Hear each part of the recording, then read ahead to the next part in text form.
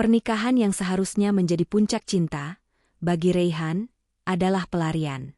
Ia adalah seorang CEO sukses yang terperangkap dalam jebakan ambisi keluarga, dipaksa menikahi wanita yang tak ia cintai. Langkah ekstremnya adalah menyewa seorang gadis desa sederhana, Anissa, untuk menjadi istri di atas kertas. Sebuah kontrak tanpa emosi yang ia yakini akan menyelesaikan semua masalahnya. Namun, di balik senyum polos Anissa, tersimpan sebuah rahasia yang akan mengguncang pondasi hidup Raihan, dan yang lebih mengerikan, mengancam kehancuran reputasi serta segalanya yang ia bangun. Apakah yang disembunyikan Anissa? Dan bisakah sebuah kebohongan menjadi jembatan bagi sebuah kebenaran yang tak terduga? Cahaya senja yang menembus kaca kantor lantai 39 tidak mampu menghangatkan hati Raihan. Ia seorang CEO muda dari PT Graha Utama, perusahaan properti raksasa, namun kini terbelenggu. Keluarganya mendesaknya untuk menikahi Amira Dirgantara, putri rekan bisnis ayahnya, demi ambisi korporasi. Amira, gadis dari keluarga bangsawan bisnis, adalah sosok yang Raihan kenal sejak kecil, namun tak pernah disukainya. Raihan melihatnya mempermalukan seorang resepsionis hanya karena kesalahan kecil, sebuah tindakan yang mengukir keyakinan bahwa Amira tidak akan pernah menjadi pendamping hidupnya. Namun penolakan berarti puluhan ribu pekerja bisa kehilangan proyek, saham perusahaan goyah, bahkan kedudukannya terancam. Kamu pikir hidup ini cuma soal perasaan? Jangan egois. Ini juga menyangkut harga diri keluarga kita, gema suara ibunya di telinganya. 20 tahun yang lalu, Raihan pernah mencintai diam-diam seorang guru mengaji di kampung masa kecilnya. Wanita itu adalah perempuan pertama yang mengajarkannya kebaikan sejati. Namun, sebelum ia sempat menyatakan perasaannya, kecelakaan tragis merenggut wanita itu dari dunia. Trauma kehilangan itu membentuk dinding tebal di hatinya, membuatnya takut pada cinta dan ikatan emosional. Ia tumbuh menjadi pria yang tenang di luar, tapi gelisah di dalam. Malam itu, di tengah kegelisahan yang memuncak, Raihan membuat keputusan ekstrim. Ia mengambil ponsel, mengetik pesan singkat untuk asistennya, besok pagi cari wanita sederhana dari desa. Bukan model, bukan artis. Syaratnya satu, punya integritas. Ia ingin pernikahan, tapi dengan caranya sendiri. Sebuah pernikahan di atas kertas, sebuah sandiwara untuk membebaskan dirinya dari belenggu takdir yang telah dituliskan orang lain. Ia tidak ingin menjadi pion dalam permainan dua keluarga besar. Ia ingin memegang kendali, meski harus menyewa istri sendiri. Sementara itu, di sebuah sudut desa Tegal Jaya yang masih diselimuti kabut, Anissa menuruni bukit dengan dua keranjang rotan berisi sayur mayur. Gamis biru pudar dan jilbab krem yang dikenakannya menutupi tubuh mungilnya. Selama 5 tahun terakhir, sejak kedua orang tuanya meninggal, ia menjadi tulang punggung bagi kedua adiknya yang masih kecil. Ia bangun setiap subuh, menjajakan hasil kebun ke pasar kecil, dan kadang membantu tetangga untuk upah tambahan. Hidup mereka sangat sederhana. Rumah berdinding papan, atap seng tua bocor di 3 titik. Namun, Anissa tak pernah mengeluh.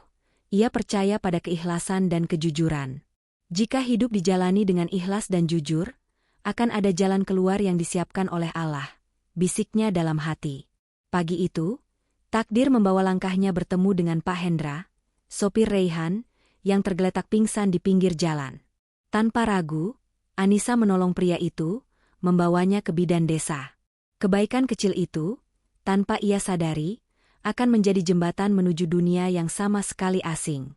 Sehari setelah kejadian di desa Tegal Jaya, sebuah mobil hitam panjang yang asing melaju di jalanan berliku menuju rumah Anissa. Dari sana turunlah Pak Hendra, kini tampak lebih sehat. Ia menyampaikan undangan dari seorang pengusaha besar di Jakarta untuk bertemu. Anissa yang tak tamat SMA dan hanya seorang gadis kampung, merasa tawaran itu tak masuk akal. Namun, saat melihat adik bungsunya menggaruk-garuk kaki karena gatal akibat tak mampu membeli sabun layak, hatinya terguncang. Ia harus melakukan sesuatu demi keluarganya. Hari itu juga, Anissa dibawa ke ibu kota, duduk gugup di dalam mobil mewah yang harumnya asing di hidungnya. Setibanya di sebuah gedung tinggi, ia dipertemukan dengan Raihan, sang CEO berwajah dingin. Raihan mengamati Anissa tanpa ekspresi, lalu bertanya, "Kau pernah berbohong demi uang?" Dengan kepala tegak, Anissa menjawab, "Tidak, Pak. Saya lebih takut kehilangan kepercayaan daripada kehilangan uang. Jawaban itu, yang penuh integritas, memantapkan Raihan. Kalimat yang keluar dari mulut Raihan selanjutnya mengguncang dunia Anissa. Aku ingin menyewa dirimu sebagai istriku, tapi hanya di atas kertas. Tidak ada cinta, tidak ada hubungan badan, hanya kontrak. Anissa terpaku. Raihan melanjutkan, kau akan dibayar sangat layak. Cukup untuk memperbaiki rumahmu, menyekolahkan adik-adikmu. Tapi setelah 3 bulan, kita akan berpisah dan semua kembali seperti semula. Tawaran itu bagaikan jembatan menuju harapan. Namun juga jebakan takdir yang belum tentu bisa ia kendalikan. Setelah salat malam dan linangan air mata, Anissa menandatangani kontrak itu dengan tangan gemetar. Ia tidak yakin, tapi hidup tidak selalu memberi waktu untuk ragu. Raihan menyodorkan 4 aturan utama. 1. Ini hanya kontrak. Jangan berharap hubungan ini akan berlanjut. 2. Tidak ada sentuhan fisik. 3. Jangan pernah jatuh cinta padaku. 4. Setelah 3 bulan, kita akan cerai diam-diam. Pernikahan dilangsungkan diam-diam di sebuah kawah kecil. Tanpa tamu, tanpa keluarga, hanya Raihan dan Anissa, seolah mereka baru saja menyetujui perjanjian bisnis. Tak ada pelukan, tak ada ucapan selamat. Mobil hitam itu membawa Anissa ke rumah barunya, sebuah istana megah di kawasan elit Jakarta. Lantai marmer mengilap, lampu gantung kristal megah, dan para pekerja rumah berjejer menunduk hormat. Namun, di balik kemewahan itu, Anissa merasa asing, seperti sedang memasuki dunia lain. Raihan menetapkan, kamar kita terpisah. Kau akan tinggal di lantai 2 pojok kiri. Jangan terlalu mencampuri urusan rumah tanggaku, terutama dengan ibuku. Hari-hari pertama Anissa terasa seperti berjalan di atas pecahan kaca. Para pembantu rumah tangga menatapnya heran, bahkan terang-terangan membicarakannya. Gadis kampungnya? Gimana bisa jadi istri Pak Rehan? Pasti ada maunya tuh. Makan malam pertama mereka terasa sunyi. Anggap saja seperti kos. Setelah waktunya habis, kau bebas pergi, ujar Raihan dingin. Anissa hanya menunduk, peri diperlakukan seperti bayangan tak penting. Beberapa hari kemudian, mereka menghadiri makan malam keluarga besar Raihan. Kilau lampu kristal di ruang makan menyilaukan Anissa. Ibu Raihan, Bu Rahmi, menyambut mereka dengan senyum tipis dan tatapan tajam. Ini istrimu? Tanyanya datar. Anissa membungkuk sopan, Assalamualaikum, Ibu. Bu Rahmi tak langsung menjawab, hanya mengukur Anissa dari ujung kaki hingga ujung rambut. Di meja makan, Bu Rahmi melontarkan pertanyaan-pertanyaan menusuk. Dari desa mana ya? Pantas bajunya kelihatan berbeda. Katanya lulusan mana? Oh, jadi bukan lulusan universitas? Anissa menjawab dengan kepala tegak, meski hatinya tercekik. Ia sadar, tidak seorang pun dari mereka menganggapnya setara. Malam setelah acara keluarga, Anissa langsung naik ke kamarnya. Ia menatap wajahnya di cermin, melihat seseorang yang berjuang menyesuaikan diri di dunia yang sama sekali asing. Tekanan tak mereda. Para art mulai memperlihatkan sikap tak ramah, seringkali tak menggubris perintah kecil Anissa. Maaf, Bu, saya harus tanya ke Pak Rehan dulu, atau, saya kira Ibu cuma tinggal sementara di sini. Anissa tak membalas, memilih melakukan segalanya sendiri, membersihkan kamar, mencuci piring, menata ulang lemari. Dalam kesendirian, ia menemukan kekuatan dari doa, bersimpuh di sajadah, memohon kekuatan. Suatu sore, saat Anissa menganyam tas dari plastik bekas di taman belakang, kebiasaan lamanya di desa, Raihan datang menghampiri. Ia berdiri memperhatikan tangan cekatan Anissa. Kau tidak harus melakukan semua ini, ujarnya tanpa ekspresi. Anissa menoleh, saya tidak bisa diam, Pak. Di tempat seperti ini, saya cuma bisa jadi diri saya sendiri. Raihan menatapnya sejenak, lalu duduk diam di bangku taman. Itu kali pertama ia terlihat tidak terburu-buru, tidak dingin. Mereka akan terus menilaimu. Apa kau yakin sanggup bertahan di sini? Tanyanya. Anissa tersenyum lirih, saya pernah ditertawakan karena jualan sayur pakai keranjang bolong, Pak. Jadi dinilai orang sudah biasa. Jawaban itu membuat Raihan sedikit terdiam. Hari-hari berlalu, Anissa mulai terbiasa bangun pagi sebelum Art lain, memasak sendiri, menyeduh teh, dan membaca buku usang di balkon. Ia tidak mencoba mencuri perhatian, hanya ingin bertahan. Namun, diam-diam, sikapnya mulai diperhatikan. Salah satu Art senior mulai meminjam resep masakan Anissa, sopir pribadi Raihan pun beberapa kali terlihat membantunya. Yang paling tak terduga, Raihan sendiri mulai memperhatikannya lebih dari sekadar istri kontrak. Malam itu, Raihan pulang dari perjalanan dinas. Lelah, pikirannya terus dipenuhi wajah Amira yang kembali muncul. Ia membuka pintu rumah, melepas jasnya, lalu terhenti oleh suara pelan dari ruang tengah. "Alif, coba ulangi ayatnya pelan-pelan, jangan buru-buru, ya."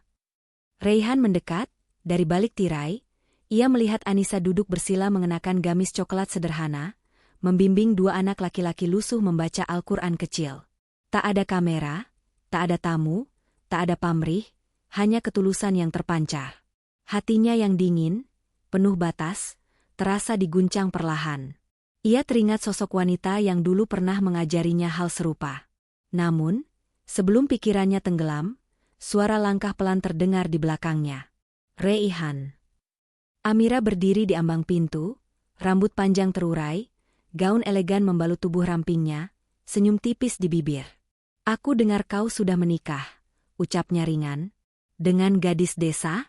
Serius, Ray? Atau hanya drama supaya kita batal?" Raihan melangkah melewati Amira. "Kalau kau datang untuk memancing, kau buang-buang waktu." Amira mengejarnya, suaranya meninggi. "Aku enggak bodoh, Raihan. Aku tahu pernikahanmu hanya akal-akalan. Kau mau kabur dari tanggung jawab keluarga, dari perjodohan ini." Raihan berhenti di tangga, menatap Amira dengan mata yang mulai dingin.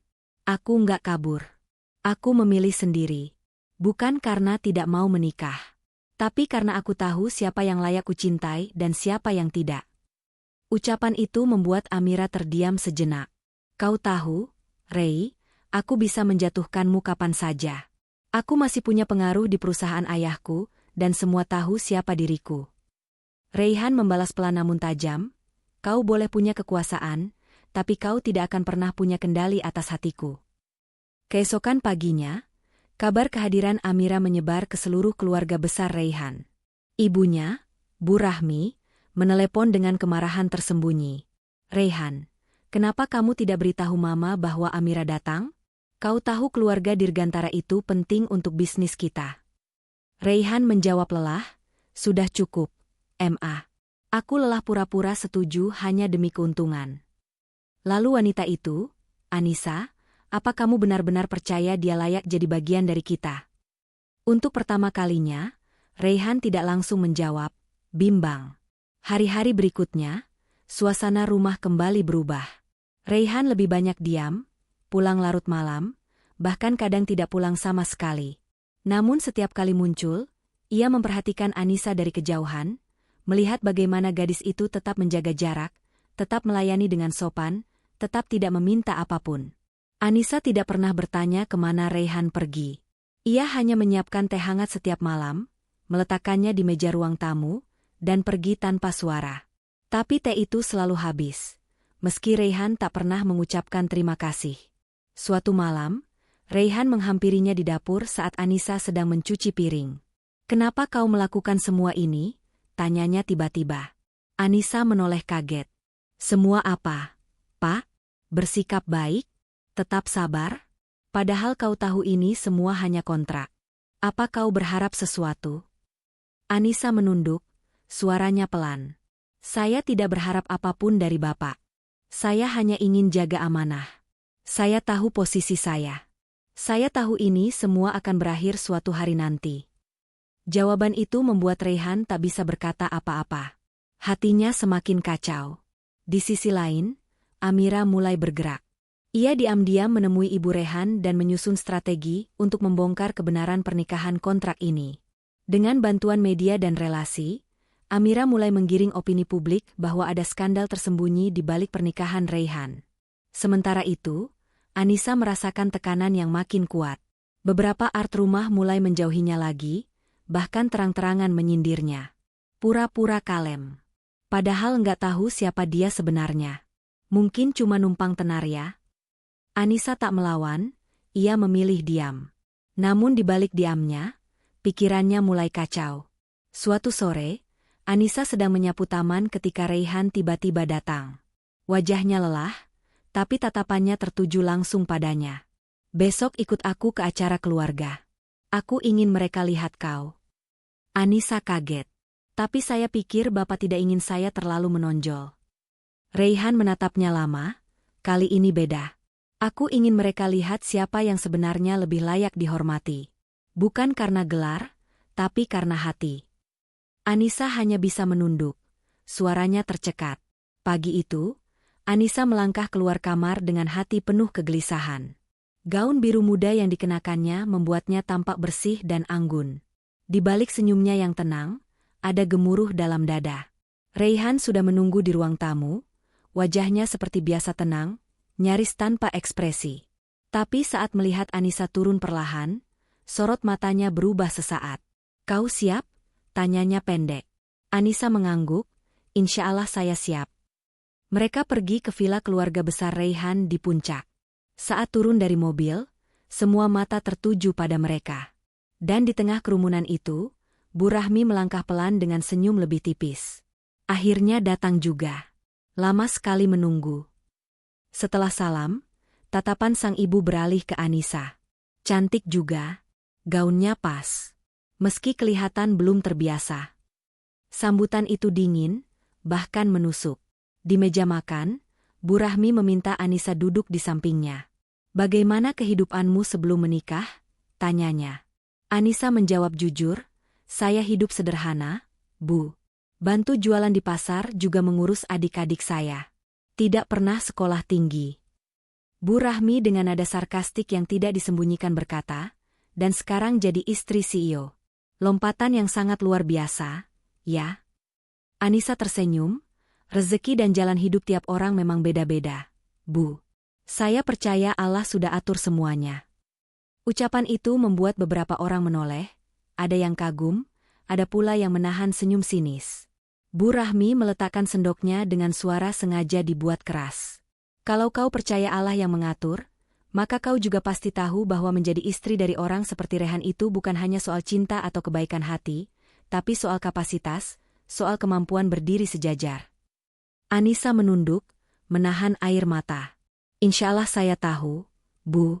Makanya saya tidak datang ke sini untuk menunjukkan siapa saya, tapi berusaha menjadi lebih baik agar tidak mempermalukan siapapun. Raihan yang sejak tadi diam, akhirnya angkat bicara, sudah cukup, Ma. Kalau mau menilai, nilai saya. Bukan dia. Anissa enggak pernah minta semua ini. Aku yang memutuskan. Jadi kalau mau kecewa, kecewa sama aku. Bu Rahmi menatap putranya tak percaya, kamu membelanya di depan semua orang. Raihan mengangguk, ya, karena selama ini cuma dia yang gak pernah menuntut apapun dari aku. Malam itu, Raihan menemukan rumah sunyi, kamar Anissa kosong, hanya surat yang tertinggal. Langit pagi itu kelabu, menyelimuti halaman rumah Raihan yang kini terasa lebih hening dari biasanya. Tak ada langkah kaki ringan, tak ada suara piring dari dapur, dan tak ada tangan yang menyodorkan teh hangat setiap pagi. Yang tertinggal hanyalah secarik surat di meja ruang tamu, tulisan tangan Anissa yang kini telah hafal betul oleh Raihan. Jangan lupakan bahwa di balik kekuasaan ada kekuatan yang lebih besar, keikhlasan. Kalimat itu terus terngiang. Sejak malam Anissa pergi, Raihan tak bisa tidur. Ia mencoba sibuk dengan laporan rapat, bahkan pengacara yang hendak meluruskan kabar di media, tapi semuanya terasa hampa. Seolah jantungnya tak berdetak, seolah rumah sebesar ini tak punya nyawa lagi. Setelah melihat baju Anissa masih tergantung di lemari, gamis-gamisnya yang masih wangi dan sajadah kecil di pojok kamar yang ditinggalkan begitu rapi, Raihan tersadar. Ia harus mencari Anissa. Pak Hendra, siapkan mobil. Saya mau ke desa Tegal Jaya, ucap Raihan mendadak suatu pagi. Perjalanan menuju desa itu jauh dari nyaman. Jalanan sempit, terjal, dan Raihan turun dari mobil beberapa kali karena mobilnya tidak bisa lewat. Ia berjalan kaki di antara sawah, melewati jembatan bambu, hingga akhirnya sampai di rumah kecil berdinding kayu yang dulu diceritakan Anissa. Rumah itu kosong. Tetangganya mengatakan Anissa sempat datang, tapi hanya sebentar. Ia menitipkan kunci rumah pada ibu warung, lalu pergi entah kemana. Katanya ingin mencari tempat yang tenang, mungkin mengajar, mungkin berdoa, tak ada yang tahu pasti. Tapi saya sempat dengar dia bicara soal yayasan kecil di utara. Namanya Cahaya untuk Bumi, ucap si ibu warung. Tanpa pikir panjang, Raihan kembali ke kota, mencari alamat yayasan itu. Butuh 2 hari penuh hingga ia menemukannya. Sebuah bangunan kecil di pinggir hutan kota, berdinding kayu, penuh suara anak-anak yang sedang mengaji dan belajar. Ia turun dari mobil dan berjalan masuk. Anak-anak menyambutnya dengan mata penasaran. Di antara mereka, Raihan melihat sosok yang sangat ia kenal, Anissa, sedang duduk bersimpuh, mengajarkan huruf hijaiyah pada anak perempuan berkerudung biru. Anissa menoleh, tatapan mereka bertemu, tapi ia segera menunduk kembali. Raihan mendekat, berdiri di hadapannya. Hening beberapa saat. Aku mencarimu, ucap Raihan pelan. Seluruh Jakarta aku telusuri. Desa aku datangi. Semua orang aku tanyai. Dan sekarang aku menemukanmu di tempat paling sederhana. Tapi paling damai. Anissa tidak menjawab. Saya tidak bermaksud menyulitkan Bapak. Saya hanya butuh jarak. Raihan menatapnya dengan mata merah, nyaris berair. Aku tidak bisa pura-pura lagi, Anissa. Aku pikir aku kuat tanpamu. Tapi ternyata semua yang aku punya tidak cukup untuk membuatku hidup. Bukan perusahaan, bukan jabatan, bukan nama keluarga. Anissa tertunduk. Tapi saya bukan siapa-siapa, Pak. Saya bahkan bukan istri yang layak. Semua orang menganggap saya hanya wanita kontrakan. Raihan menggenggam tangannya. Dulu aku memang menjadikanmu kontrak. Tapi sekarang aku yang memohon agar kau jadi istriku sungguhan. Bukan karena terpaksa, tapi karena aku butuh kamu sebagai bagian dari hidupku. Malam itu, Raihan menginap di rumah warga sekitar yayasan. Ia memilih tidur di balai bambu, menatap langit malam penuh bintang. Saat Anissa datang membawa air hangat, Raihan duduk dan berkata, "Tahukah kau, kenapa aku merasa damai di sini?" Anissa menggeleng. Karena tempat ini mengingatkanku bahwa kita semua sama di mata Allah. Tidak ada CEO, tidak ada pengasuh. Yang ada hanya manusia yang saling menjaga dan menyayangi, karena kebaikan bukan kepentingan. Anissa menunduk. Air matanya tumpah, tapi ia tersenyum. Kalau begitu, apa Bapak siap kehilangan semuanya hanya karena wanita seperti saya? Raihan memandangnya dalam-dalam. Kalau aku kehilanganmu, maka memang aku sudah kehilangan segalanya. Keesokan harinya, Raihan mengundurkan diri dari jabatannya sebagai CEO. Ia menyerahkan tanggung jawab kepada direktur senior, sambil menyatakan dalam konferensi pers bahwa semua kesalahan ada pada dirinya. Ia meluruskan isu pernikahan dengan jujur bahwa awalnya memang kontrak, tapi kini menjadi perasaan yang sungguh-sungguh. Media gempar. Tapi untuk pertama kalinya, Raihan merasa bebas. Sementara itu, Anissa kembali ke rumah sederhana peninggalan orang tuanya. Tapi kini rumah itu tak lagi sunyi. Raihan sering datang membawa bahan bangunan, memanggil tukang, bahkan ikut mengaduk semen. Ia bukan CEO yang angkuh lagi. Ia menjadi Raihan yang sesungguhnya. Langit sore itu memerah seperti hati yang sedang bersyukur. Di pelataran masjid kecil desa Tegal Jaya, suara salawat mengalun pelan mengiringi pernikahan sederhana namun penuh makna. Raihan duduk bersila di depan penghulu mengenakan baju koko putih dan peci hitam. Di sampingnya, Anissa dalam balutan kebaya lembut warna krem menunduk tenang dengan senyum yang tak bisa ia sembunyikan. Ijab kabul berjalan lancar. Suara Raihan lantang dan mantap, berbeda dari pernikahan sebelumnya yang hanya formalitas. Anissa menghapus air mata pelan saat penghulu mengucapkan, "Sah." Malam itu mereka tinggal di rumah kecil Anissa, bukan hotel bintang 5, tapi rumah kayu yang kini sudah diperbaiki Raihan sendiri dengan tangannya. Raihan duduk di depan kayu, memandangi Anissa yang baru saja selesai menunaikan salat Isya. "Pak Raihan, ada satu hal yang belum pernah saya ceritakan," katanya pelan. Raihan menoleh. "Apa itu?" Anissa menatap matanya dalam. "Malam sebelum saya menandatangani kontrak pernikahan kita dulu, saya sempat salat malam. Saya memohon pada Allah agar jika memang harus menikah demi kebutuhan, maka beri saya pasangan yang tidak sekadar kuat, tapi mampu menghargai saya. Saya tidak minta cinta, saya hanya minta dihormati. Raihan terdiam, napasnya tertahan. Dan saya percaya saat itu doanya dikabulkan. Tapi saya terlalu takut untuk berharap lebih. Anissa menggenggam tangan Raihan. Karena saya sudah lama tidak tahu rasanya dicintai. Saya hanya tahu bagaimana bertahan. Raihan menarik Anissa dalam pelukannya. Ia menahan air mata yang selama ini disembunyikan. Kau tidak perlu bertahan lagi, Anissa. Mulai malam ini kau boleh bersandar.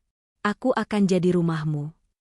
Kisah Raihan dan Anissa tidak sempurna, tapi dari luka mereka membangun kekuatan. Dari kebohongan tumbuh kejujuran. Dan dari kontrak semu, mereka membuktikan bahwa cinta tidak datang dari kesepakatan, melainkan dari keikhlasan memperjuangkan satu sama lain. Akhirnya, kita sampai pada akhir kisah Raihan dan Anissa. Dari sebuah pernikahan yang dibangun di atas kebohongan, mereka berhasil menemukan kejujuran. Kisah ini mengajarkan kita bahwa kekuasaan, kekayaan, dan ambisi tidak akan pernah cukup untuk mengisi kekosongan di hati. Keberanian terbesar bukanlah mempertahankan jabatan, melainkan mengakui kelemahan, dan menemukan kekuatan untuk memperjuangkan kebenaran serta cinta sejati. Raihan mengorbankan segalanya demi Anissa, dan Anissa mengajarkan Raihan tentang arti keikhlasan yang sesungguhnya.